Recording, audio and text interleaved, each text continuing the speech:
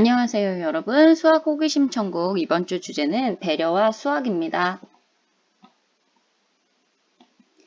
자, 혼맹정음에 대해 한번 알아볼게요.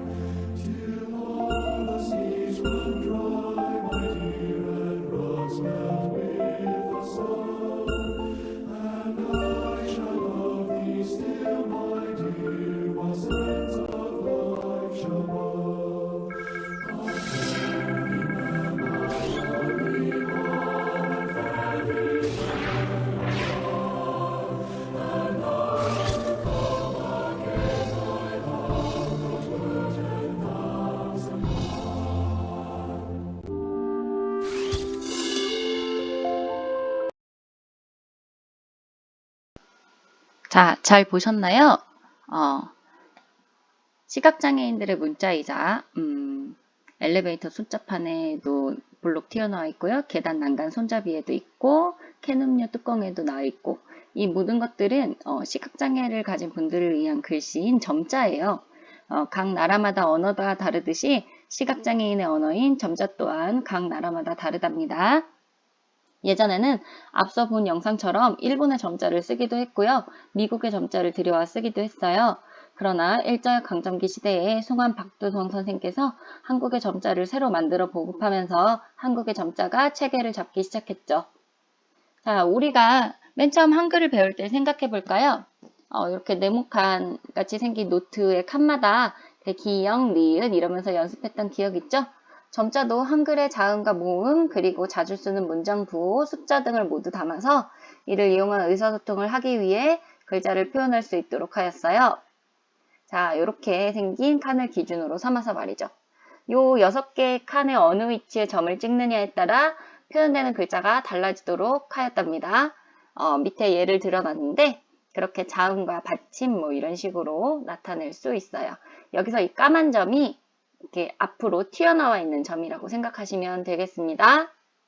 그렇다면 왜 6칸짜리를 기준으로 만들게 되었을까요? 이렇게 4칸짜리로는 안 되는 걸까요? 그래서 선생님이 4칸짜리로는 어느 정도의 글자를 표현할 수 있는지 한번 생각해 봤어요. 4칸에 점을 찍어서 모양을 만들면 아래처럼 완전 빈 칸인 거와 그 다음에 4칸에 모두 점이 찍혀 있는 것을 포함해서 총 16가지의 모양이 나옵니다. 한 개 찍혀 있는 거 4개, 점을 2개씩 찍어서 만든 거 6개, 점을 3개씩 찍어서 만든 거 4개, 다 찍은 거 하나 이런 식으로요. 그런데 기역, 니은, 디귿, 리을이 벌써 14개고요.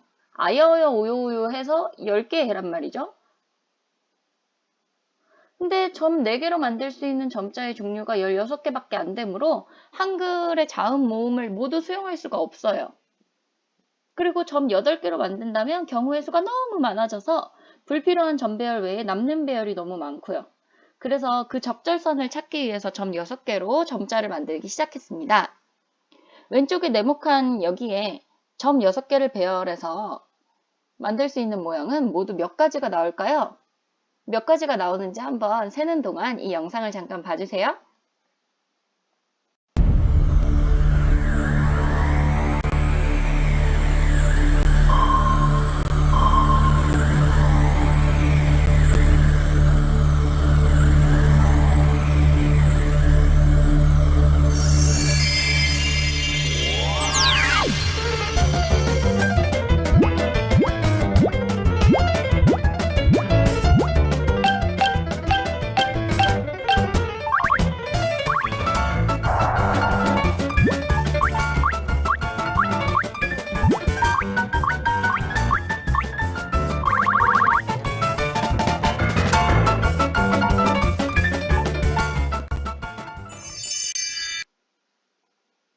자, 어떠세요?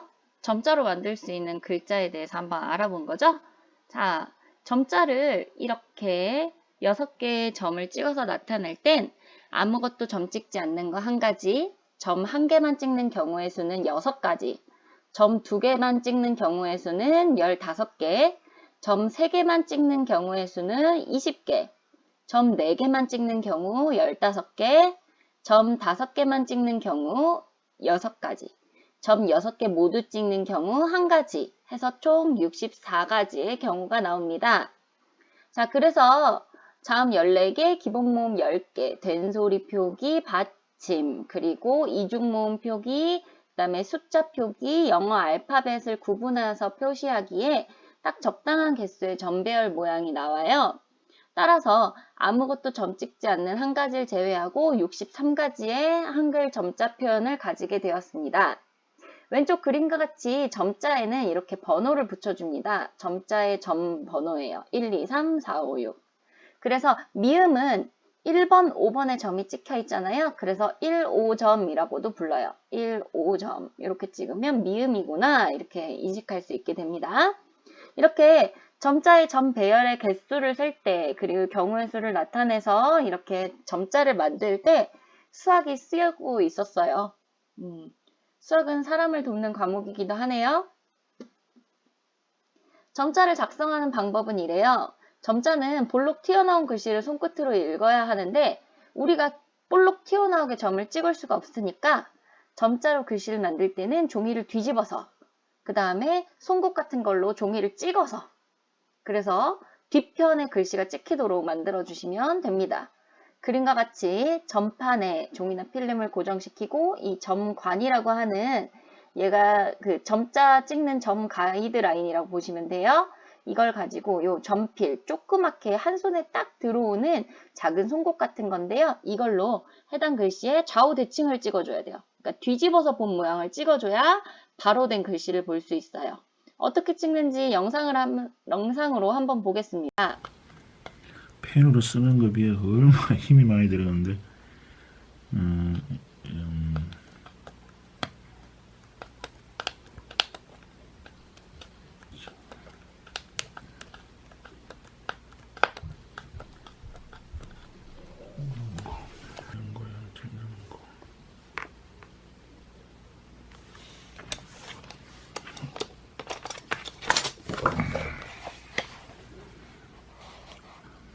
이게 찍을 때는 여기서 이렇게 찍어서 이렇게 반대로 이렇게 찍어가는데 그 이유는 뒤집어서 읽을 때는 돌출된 부분을 읽어야 되니까 이제 왼쪽에서부터 보는 글씨 읽듯이 정상적으로 읽듯이 이렇게 왼쪽부터 읽어야 되니까 그 반대로 생각하는데 찍을 때는 이렇게 찍어줘야 찍을 때는 오른쪽부터 좌우가 바뀐 채로 찍어줘야 읽을 때 왼쪽부터 제대로 읽을 수가 있다. 이렇게 얘기하고 있죠.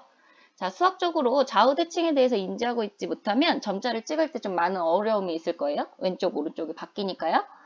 또한 그래서 이게 힘들면 우리 같은 경우는 이렇게 한글 프로그램으로도 점자를 찍을 수가 있어요. 요즘 이 프로그램이 잘 되어 있어서 이렇게 안녕이라고 선생님이 해놓고 점자로 바꾸기를 눌렀더니 이렇게 점자로 바뀌기도 합니다. 그리고 이제 직접 읽어볼까요? 자음, 받침, 모음 이렇게 보이시죠? 이중 모음까지. 위에 자음은 기역, 니은, 디귿 앞에 쓸 때 초성을 얘기하는 거고요. 그 다음에 받침으로 쓸 때 기역은 원래의 기역과 좌우 대칭이에요. 모양이. 그죠? 니은은 한 줄 밑으로, 디귿도 한 줄 밑으로, 리을은 좌우 대칭, 미음은 한 줄 밑으로 약간 이런 식으로 되어 있어요. 그래서 글씨를 어떻게 쓰느냐에 따라 조금씩 다르죠? 그리고 약자도 있습니다. 많이 쓰는 것들 같은 경우가 여기에 속하게 되겠네요. 뭐 가나다, 라마 이런 거. 그 다음에 이응으로 시작하는 단어들 몇 가지. 그리고 약어도 있어요. 그래서, 그러나, 그러면, 그림, 그러므로 이런 것들요. 그리고 숫자를 나타낼 때 보세요. 앞에 수표라는 걸 붙여줘야 돼요. 이 수표라는 표시를 해놓고 1, 수표 해놓고 2, 수표 해놓고 3 이렇게 써야 아 숫자구나 이렇게 나타낼 수 있어요. 여러분 이 3을 보세요. 3은 1번하고 4번에 점이 찍혀 있죠? 그런데 우리 아까 기역 니은 할 때도 니은에 1번하고 4번에 점이 찍혀 있단 말이에요. 그래서 그냥 보면 니은이고요. 수표를 붙여서 찍으면 3이라고 보이는 겁니다. 이렇게 차이가 생겨요. 그럼 이제 읽어볼까요? 이거 수도꼭지의 표시예요. 일반적으로 시력을 잃지 않았다면 왼쪽이 빨간색, 오른쪽이 파란색으로 보이고 있죠. 그래서 냉수, 온수를 표현할 수 있는 걸 보이는데 이걸 점자로 표현하면 이렇게 표현할 수가 있겠어요. 읽어보면 맨 첫 글자는 온, 니은, 에, 이응. 그래서 온냉이라고 읽을 수 있죠. 이렇게 영어처럼 자음 모음을 쭉 흩어서 이렇게 표현할 수 있습니다. 다음, 시각장애인 안내 표시판. 이런 띠를 계단에서 많이 보죠, 여러분? 이런 거 지하철 계단에서 많이 볼 수 있는데 이 표시 보시면 오, 리을, 리을, 아, 그 다음에 가, 미음 이렇게 볼 수가 있어요. 그래서 이거 올라감이라고 읽을 수 있죠. 이 스티커는 위로 올라가는 계단 손잡이에 붙이는 거예요. 계단 밑에 붙여져 있겠죠? 그런데 여러분 생각해 보세요. 계단에 붙이는 거래 라고 해서 이거를 계단 위쪽에서 아래로 내려가는 쪽에 붙였다고 생각해 보세요. 그러면 이 계단을 읽은 사람은 계단을 올라갈 준비를 하고 발을 디뎠는데 계단이 내려가고 있어서 발이 푹 꺼졌다. 그럼 앞으로 대굴대굴 구를 수도 있는 엄청난 사고를 불러일으킨단 말이에요. 그래서 이런 것들을 붙일 때에는 시각장애인들을 위해서라도 제대로 읽어보고 붙이는 것이 좋은데 의외로 우리 주변에는 이런 사소한 것을 배려하지 않는 경우가 많이 있어요. 자, 이것을 보세요. 왼쪽에 있는 그림처럼 위로 올라갈 때 상, 밑으로 내려가는 화살표에 하라고 붙어 있는 거 보이시죠? 그런데요, 오른쪽에 있는 것처럼 붙여놓은 엘리베이터가 꽤 된단 말이죠. 보세요. 위에는 상인데 밑에는요. 요 상에 있는 점자를 180도 회전시켜 놓은 걸로 보이시죠? 이걸 화살표라고 생각해서 뒤집어 놓은 것 같아요. 굉장히 배려 없는 일이었다고 생각합니다. 다음 거 보시면요. 밑에는 하가 맞는데요. 위에는요. 하를 180도 뒤집어 놓은 모양이죠. 역시 마찬가지로 화살표라고 생각하는 모양이에요. 이런 것들은 시각장애인 분들이 굉장히 속상해하는 것이기도 합니다. 자, 다음 영상을 한번 볼게요. 이 선은 우리가 잘 아는 점자 블록입니다. 시각장애인들에게 길을 안내하는 선이죠.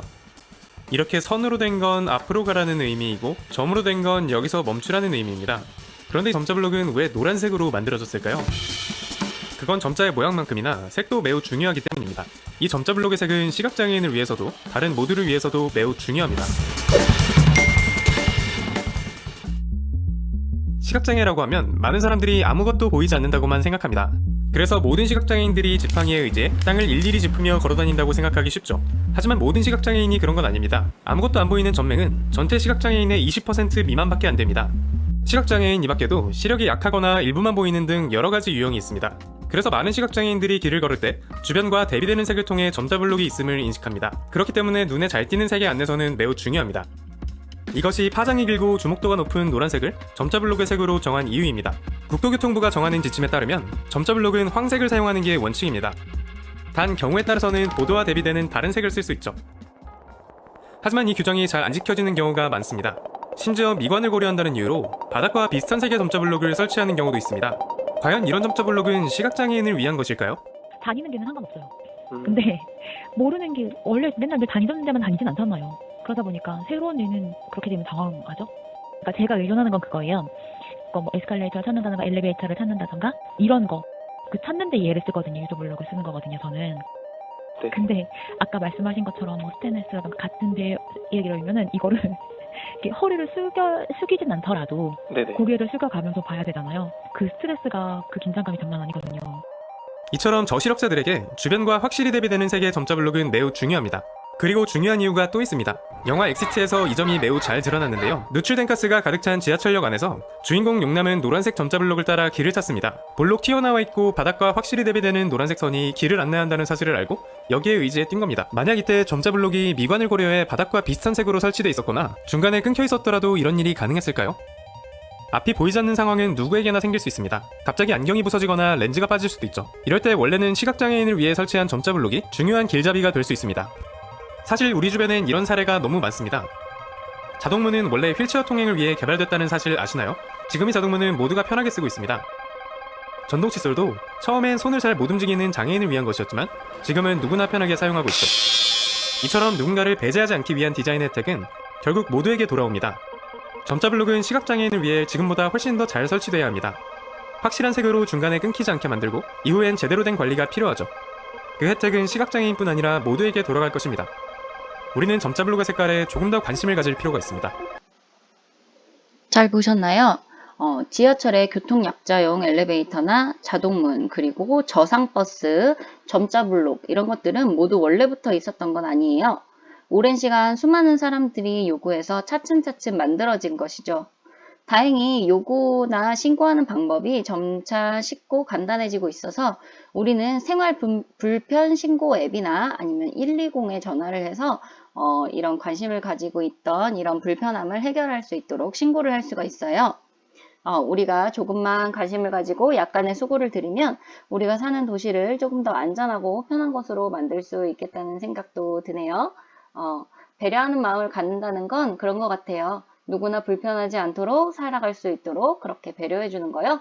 자, 그러면 배려하지 않았을 때는 대체 어떤 일이 일어나는지 다음 영상을 보고 같이 생각을 해봅시다.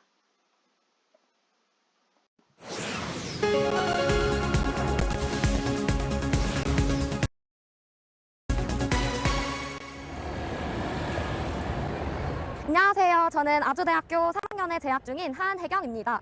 저는 어렸을 때 시력을 잃고 현재는 빛조차 감지할 수 없는 전냉 시각장애인인데요. 오늘은 저의 하루를 여러분들께 들려드리고 싶어서 이 자리에 나오게 되었습니다. 저는 주로 대중교통을 이용합니다. 시각장애인을 위한 택시가 있지만 대수가 적어 타기 어렵기 때문이죠. 그래서 지하철과 버스를 주로 이용하는데요. 물론 쉬운 일은 아닙니다. 특히 지하철 출구를 찾는 것이 가장 어렵습니다.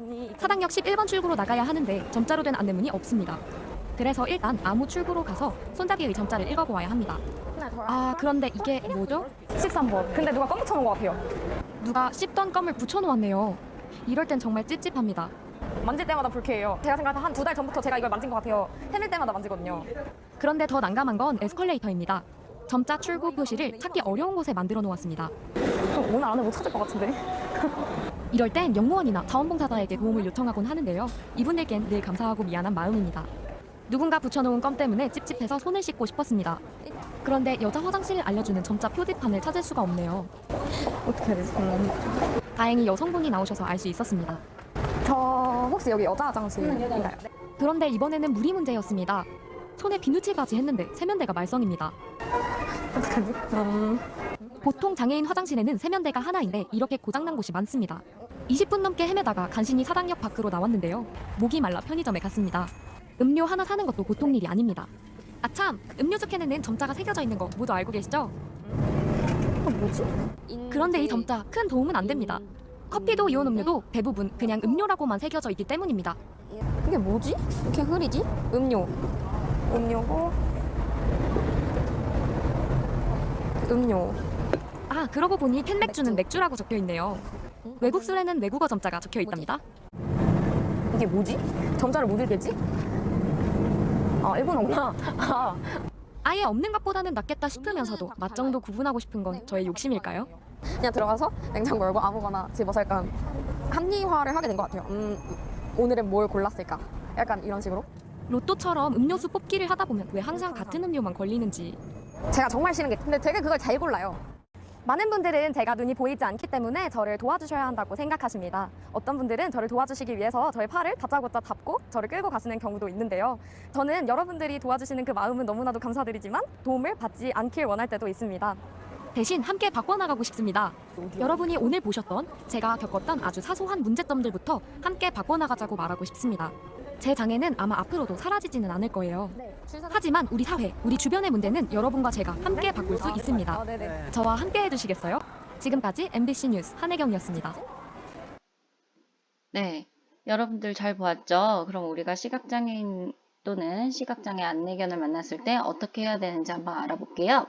길에서 안내견을 만났을 경우 예쁘다고 기특하다고 만지거나 부르지 말고요. 간식도 주면 안 됩니다. 안대경과 시각장애인의 집중력을 흐트러뜨려서 보행에 방해가 될 뿐만 아니라 위험한 상황이 될 수도 있습니다. 모든 안내견은 보건복지부에서 발행한 장애인 보조견 표시를 부착하고 있습니다. 이 표시를 달고 있으면 어느 건물에든 출입이 제한되지 않고 다 들어갈 수 있어요.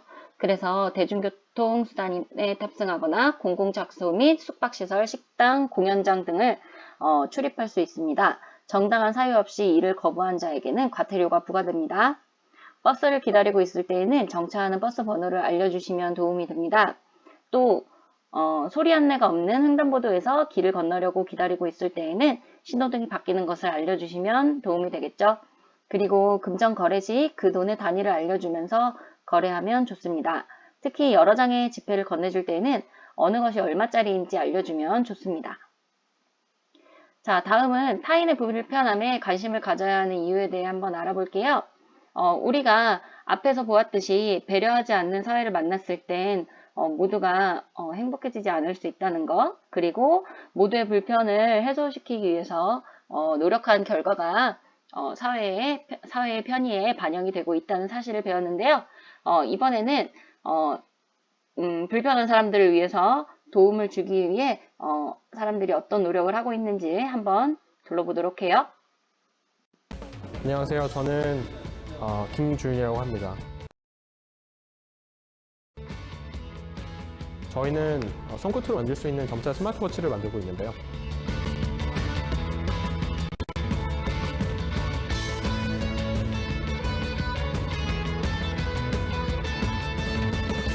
정말 사람들이 필요로 하는 걸 많이 하고 싶었었어요. 그런 와중에 크리스천 커뮤니티에서 시각장애인들을 보게 됐고, 시각장애인들이 너무 많은 문제를 갖고 있다는 걸 알게 됐어요. 우리가 흔히 쓰고 있는 모바일 디바이스가 없었고 되게 무거웠었고, 디바이스들이.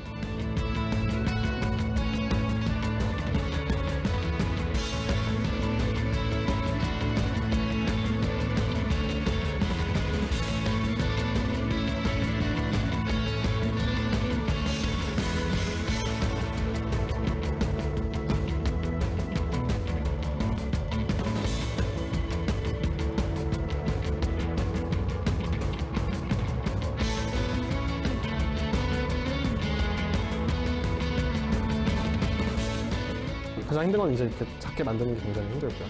그래서 디자인이 굉장히 중요하죠. 동시에 이 사용적인 측면에서도 굉장히 명확해야지 손끝으로 조작이 가능하기 때문에 그런 부분에도 신경을 많이 썼습니다.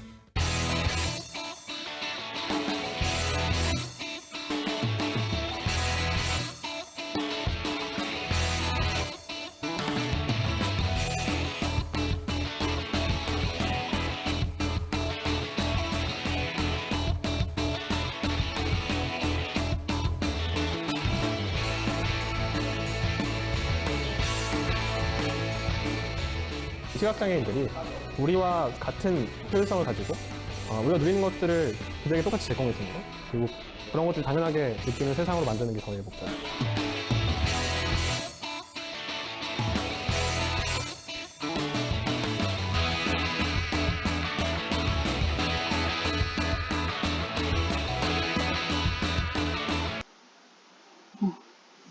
잘 보셨나요? 더불어 산다는 건 이렇게 타인의 불편함을 외면하지 않는 게 아닌가 싶네요. 이 영상에 나온 다더치 제작자분들처럼 여러분도 현재 공부하고 노력하는 것들을 가지고 사회에 선한 영향력을 발휘할 것이라고 믿습니다. 자, 이제 영상이 모두 끝났어요.